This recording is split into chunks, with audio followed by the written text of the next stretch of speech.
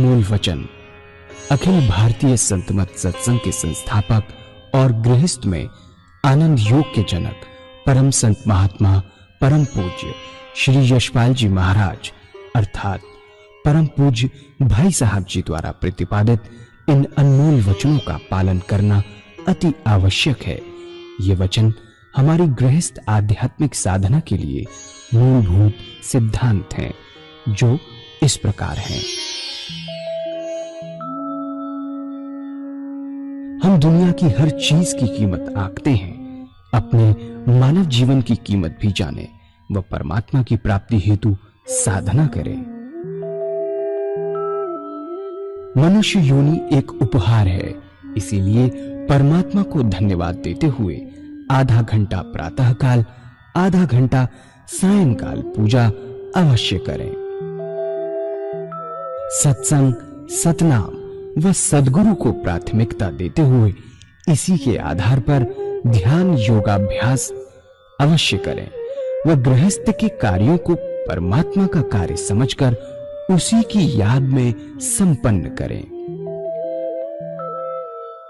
हर समय ये ध्यान रहे कि गुरु कृपा द्वारा परमात्मा की पवित्र सत्ता का हमारी आत्मा में वास है, अतः मन में निरंतर अपने इष्ट देव का जाप करें।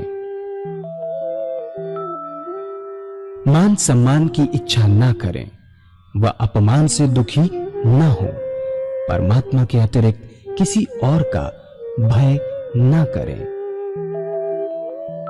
दूसरों की बुराई न करें, न सुने, सत्य व मधुर बोलें, अश्लील शब्द मुंह से ना निकालें, सभी से नम्रतापूर्ण व सुंदर व्यवहार करें। धर्म पत्नी के अतिरिक्त अपने से बड़ी से माता जैसा, बराबर की से बहन जैसा व छोटी से पुत्री जैसा व्यवहार करें। सांसारिक जीवन यापन की आवश्यकताएं अंतहीन है, इसलिए अधिक से अधिक समय सत्संग में व धन परोपकार में खर्च करें। याद रखें, न स्त्री माया है, न धन दौलत, न ही परिवार। माया वह है जो हृदय को परमात्मा से दूर हटा दे। अतः निरंतर सत्संग और सद्गुरु की शरण में रहने का प्रयास करें। भोजन अपने इष्ट को अर्पण कर प्रसाद रूप में परमात्मा की याद में करें। रात्रि में सोने से पहले अच्छे बुरे कार्यों का आत्मनिरीक्षण कर उसका समुचित पश्चाताप करते हुए ध्यान करें व प्रभु की गहरी याद में ही विश्राम करें। परमात्मा तू ही है, तेरी इच्छा पूर्ण हो।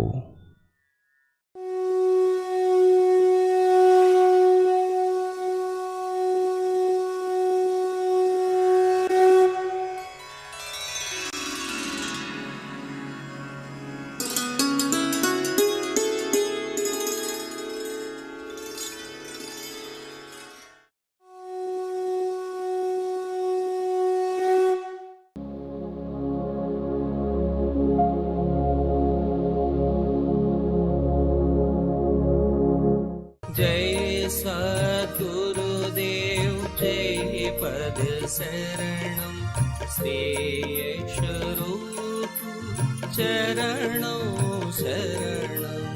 जय सद्गुरुदेव जय पद शरणम श्रेयस्वरूप चरणों शरणम। जिसका गहरा संस्कार बना वह गहरा छेद बन गया, उसकी मेमोरी स्टोर हो गई और कभी भी याद हो जाती है, हमें पता चल जाता है, याद आ जाती है उसकी जो छोटी बातें थी, जिनका संस्कार हल्का बना, वह सब भूल गए, उनका हमें ध्यान ही नहीं। जब राम नाम हृदय से लेते हैं, संस्कार हृदय से याद करने से बनते हैं, हृदय पर वह संस्कार बनता है, संस्कार हमारी आंखों से बनता है, संस्कार हमारी जिह्वा से बनता है, ज्यादातर संस्कार हमारी आंखों से बनते हैं। जैसे सेवक ने बताया, जितना गहरा संस्कार बनता है उतनी मेमोरी गहरी स्टोर होती चली जाती है। अब हम हृदय से परमात्मा की याद करते हैं तो दिमाग में धीरे धीरे प्राण वायु की गति के साथ साथ जाप चलता रहता है। क्षण भर को भी फिर नहीं भूलते। धीरे धीरे हमारी प्राण वायु ऊपर मस्तक पर बहती है, पूरे सिर में फैलती है और याददाश्त के छिद्रों को बड़ा करती चली जाती है। और एक दिन ऐसा आता है कि जब ये याद परिपक्व हो जाती है तो हमारे मस्तक पे चोटी के साथ आर पार छेद हो जाता है। अंडे जैसी शक्ल की चीज हमारे मस्तक में है। ये छेद इस अंडे के आकार के आर पार होता चला जाता है और फिर प्रैक्टिकल प्रत्यक्ष अनुभव होता है कि बड़ी आनंदमयी मीठी मीठी बूंदें यहां से चोटी के स्थान से कमर के पीछे गर्दन से होती हुई टपकती है।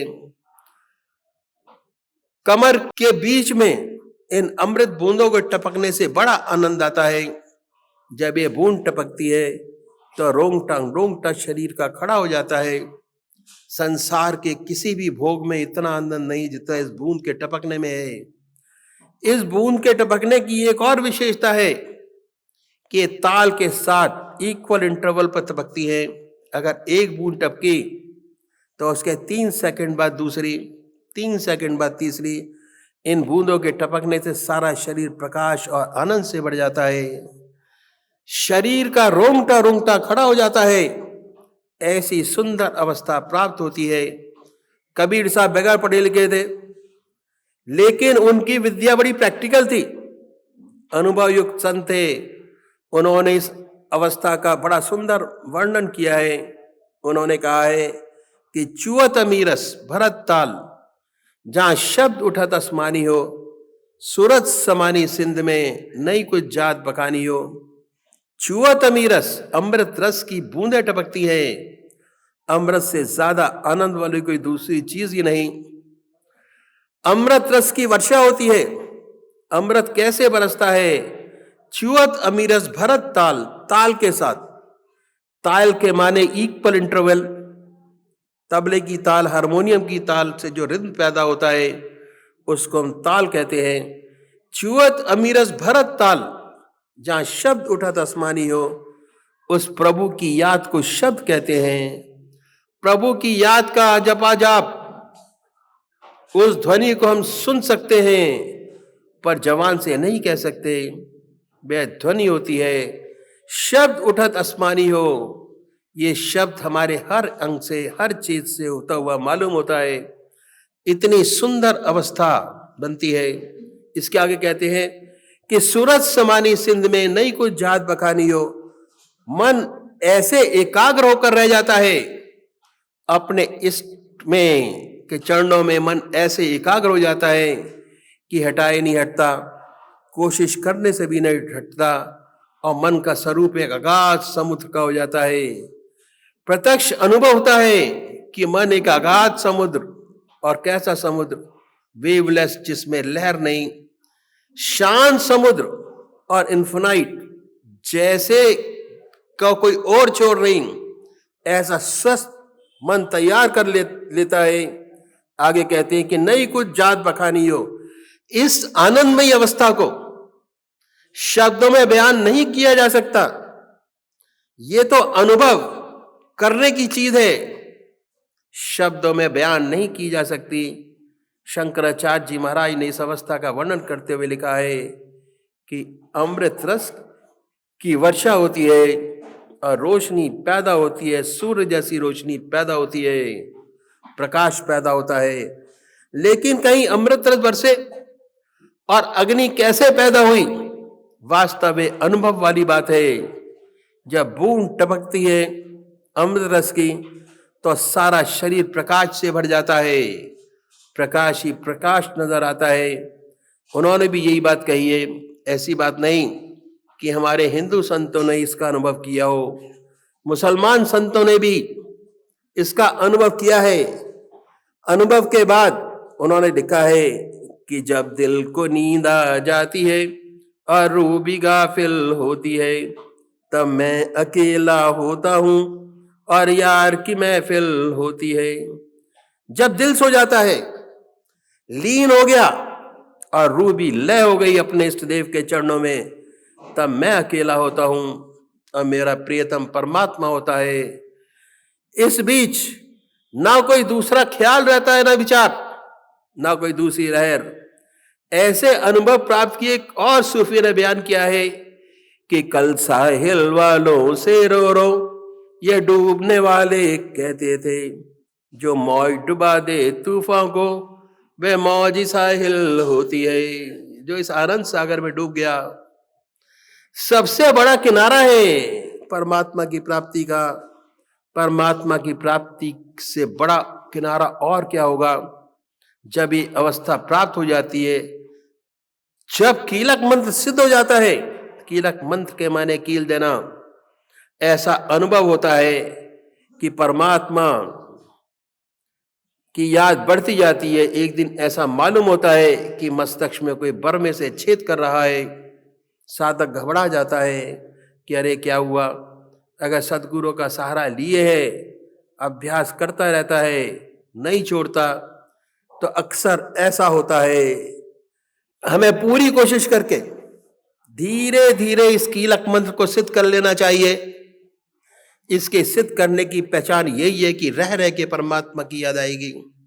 नहाते धोते, खाते पीते, सोते जागते, संसार के कार्य करते प्रभु की याद साथ साथ बनी रहेगी। ये इसकी परीक्षा है कि सिद्ध हो गया। कीलक मंत्र सिद्ध हो जाने पर हमारे बुजुर्गों ने इसे संत का दरवाजा बताया है। ऐसा अनुभव हो गया, उसे हम संत कह सकते हैं। क्यों कह सकते हैं? क्योंकि उसके दिमाग में प्रभु की याद सदा के लिए इम्प्रिंट हो गई, छूटेगी नहीं, इसलिए हम उसे संत कह सकते हैं। लेकिन हमारा ये अंत नहीं है, ये तो हमारी शुरुआत है। मौलाना फजल अहमद खान साहब ने इस बारे में कहा है, अवले माँ आखिरी हरमुनिस्त, आखिरी माँ जेवे तमन्ना तहिस्त। जहाँ सारे योगी लोग अपना अंत मानते हैं, वहां से हम शुरू करते हैं।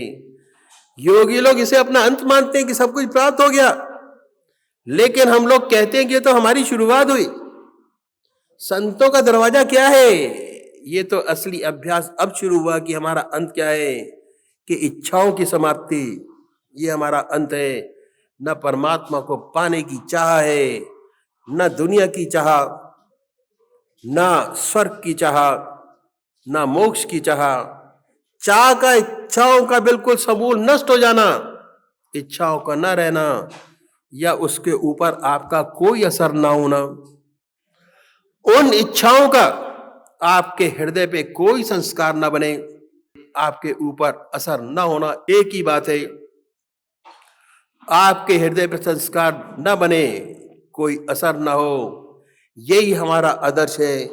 ऐसे प्रभु के चरणों में रख के रह जाए कि सिवा उसके कुछ ना रहे। तू रहे और तेरी रजा रहे, तू रहे और तेरी रजा रहे, न मैं रहूं न मेरी आरज़ू रहे। मेरी सारी इच्छाएं तेरे में विलीन हो जाएं, जो तू चाहे वही हो। मेरी अर्ज़े तमन्ना भी अजब अर्ज़े तमन्ना है, तुझी से मांगता हूं मैं, तुझी को मांगता हूं मैं। मेरी अर्ज़े तमन्ना भी अदब अर्ज़े तमन्ना है, तुझी से मांगता हूं मैं, तुझी को मांगता हूं मैं। यही मेरी एक इच्छा है कि सिवा तेरे कुछ नहीं चाहिए, सिवा तेरे चरणों के किसी भी चीज की आवश्यकता नहीं है, ना ही मैं चाहता हूं। लेकिन तेरे चरणों की रज मिलती रहे, वह मुझसे छिन न जाए। सच्चे भक्त का अभ्यास, साधन, जो भी कुछ आप कहिए वही होता है। गुरुदेव इस बारे में एक सुंदर बात बताई कि देखो, इसमें भी आनंद है, ध्यान योग में बहुत आनंद है, बहुत जबरदस्त आनंद है, लेकिन इसकी चाहत भी छोड़ दीजिए।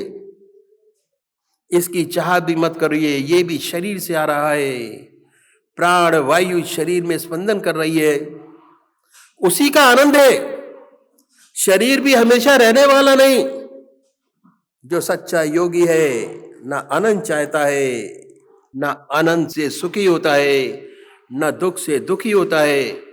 मुसीबत आती है उससे परेशान नहीं होता, दुखी नहीं होता। आनंद आता है उसमें अपने आप को भूल नहीं जाता। वह प्रभु के चरणों को कस के पकड़ता है और धीरे और कस के हर हाथ में उसको पकड़े रहता है। धीरे धीरे जब ये अभ्यास बढ़ता है तो जितने हमारे स्पिरिचुअल ग्लैंड्स हैं, आध्यात्मिक चक्र जिन्हें कहते हैं, वे खुलने शुरू हो जाते हैं। उसके बाद शुद्ध और क्रियाशील होने शुरू हो जाते हैं। जब साधक यहां तक पहुंचता है तो खुल तो गए हैं, अब उनमें शुद्धता और शक्ति आती चली जाती है। जितने चक्र खुलते जाते हैं, शुद्ध बनते जाते हैं, जितना अभ्यास और बढ़ता है, चक्र और शक्तिशाली होते चले जाते हैं। इसे हम कहते हैं शक्ति मंत्र सिद्ध करना। जब शक्ति मंत्र सिद्ध हो गया, ऐसे साधक की ऐसी अवस्था हो जाती है, उसके चारों तरफ स्पिरिचुअल ऑरा बन जाता है, प्रभु की याद का ऑरा बन जाता है। जो भी उस तेज पुंज में आता है वह खाली नहीं जाता, बगैर असर के नहीं जाता, वह कुछ ना कुछ वहां से लेकर जाता है। जितनी ऐसे संत की सोहबत की जाए, सानिध्य किया जाए, उतना ही फायदा होता है। ये अभ्यास में सफलता की प्राप्ति का सबसे सरल उपाय भी है। ऐसा व्यक्ति ढूंढ लीजिए जिसके चारों तरफ आत्मा का ऑरा हो, जिसके पास बैठकर अपने आप ही आनंद बनता हो। ऐसे संत को मत छोड़ो, ज्यादा से ज्यादा समय लगाकर पास जाते रहिए। यदि ईश्वर चाहेगा बराबर तरक्की होती रहेगी, शक्ति आती चली जाएगी। धीरे धीरे आपका दीपक अच्छी तरह जल जाएगा, शक्तिशाली हो जाएगा। उसमें शक्ति पैदा होगी, जो आपके संपर्क में आएगा वह खाली नहीं जाएगा। ऐसे एक नहीं अनेक ज्योतियां हमारे देश को बड़ी आवश्यकता है। इसलिए लग लिपट कर अपनी आध्यात्मिक शक्ति बढ़ाएं, जिससे खुद का कल्याण हो, दूसरों का कल्याण हो। खुद व खुद इतनी शक्ति आप में आ जाए कि जहां बैठे जिससे बात करें वे आपकी तरफ आकर्षित हो, आप में एक आकर्षण पैदा हो जाए, एक मैग्नेटिज्म पैदा हो जाए। ऐसे साधक को अनुभव होता रहता है। ये अनुभव होता रहता है कि कोई चुंबकीय शक्ति शरीर के अंदर खींच रही है। स्पष्ट मालूम होता है मैग्नेटिक पावर हमारे अंदर है। आपको ऐसा मैग्नेटिज्म पैदा करना है ताकि अपना कल्याण करें, अपने परिवार का कल्याण करें, अपने समाज का कल्याण करें। हमें 3 मंत्र सिद्ध करने हैं। पहले बीज मंत्र के काबिल बने, अपने आप को बनाइए और तब तक चैन ना लें जब तक चित्त की एकाग्रता आपको हासिल ना हो जाए। मैंने आपको बताया कि उपदेश तो हर को लगा देते हैं, लेकिन राम नाम से नहीं लगेंगे तो कैसे होगा। लेकिन फिर फील्ड बनाना साधक का काम है।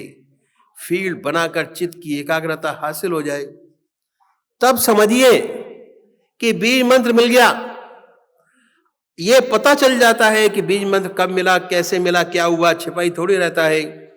आपको पूजा के माध्यम से पता चल जाता है। ऐसी बहुत सी बातें हैं जो चलती हैं।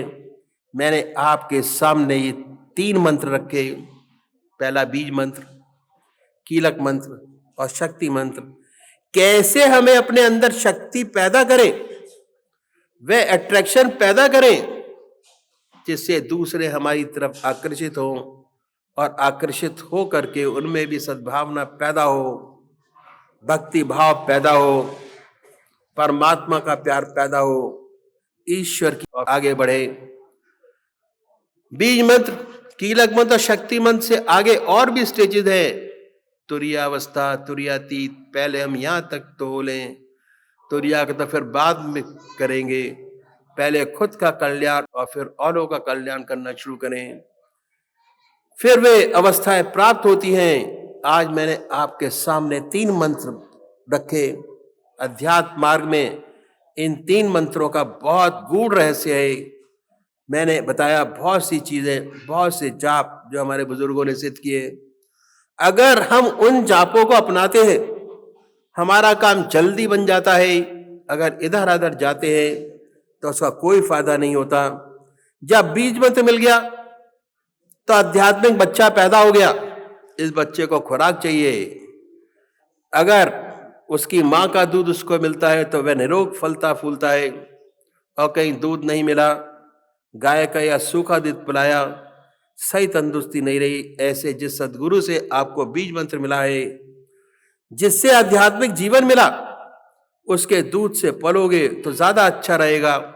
कहने का मतलब यह है कि इधर उधर भटकने से दूध में किरकिरापन मिल जाएगा, तरक्की नहीं हो पाएगी। जिससे बीज मंत्र मिला है उसी के बताए हुए मार्ग पर चलेंगे और ठीक अभ्यास करेंगे, आपको विशेष लाभ का अनुभव होगा।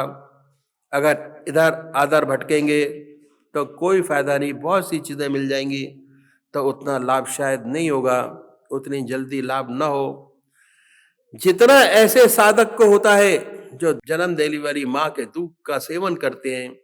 इस सेवक के गुरुदेव कभी कभी कहा करते थे, सबसे भले है मूढ़ मत जिन्हें व्यापे न जगतगत। जिनको जगत का व्याप्ति है वे भ्रम में ही रहते हैं, कभी यहाँ तो कभी वहां, कुछ नहीं कर पाते। जो मूढ़ मत है कम से कम लगा तो रहते हैं, तो उसे अनुभव भी हो जाता है, भक्ति भी प्राप्त हो जाती है, ज्ञान भी प्राप्त हो जाता है। अक्सर गुरुदेव कहा करते थे, और एक बात और कहते थे कि हमें अपना पात्र बनाना है, अपने हृदय को मुलायम बनाना है। हमारा हृदय मुलायम बने, कठोर ना रहे।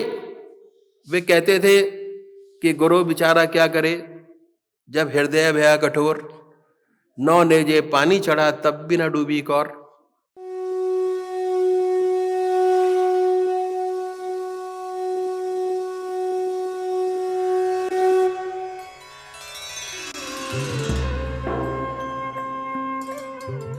ध्यान योग के कार्यक्रम आनंद योग से निशुल्क जुड़ने के लिए संपर्क करें 9810239677।